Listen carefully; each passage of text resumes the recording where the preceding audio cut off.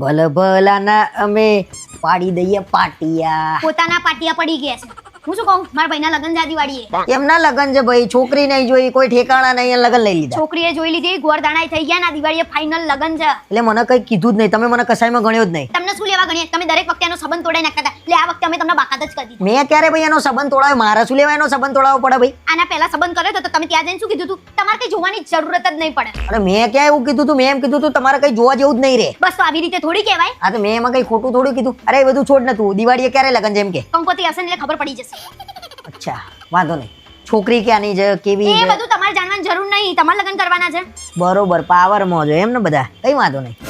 એને પૈણવા દે અને એ પછી કઈ પૈણ તો મને ના કહેતી, હું જોવા બી નહીં આવું. આ તો જોવાય ના આવતા. હું તો કહું હારામ હારું છે ને લગન મહિના આવતા એના બેસ્ટ રહેશે. એના લગન દિવાળી ઊંધી ટકન તો પેલા હારી વાત છે. તમારી કાળી જુબાન બંધ રાખો મારા બાપ. હા મારી કાળી જબાન છે, એની લાલ જબાન છે એવું કીધું શેની કોઈને? લાલ જુબાન?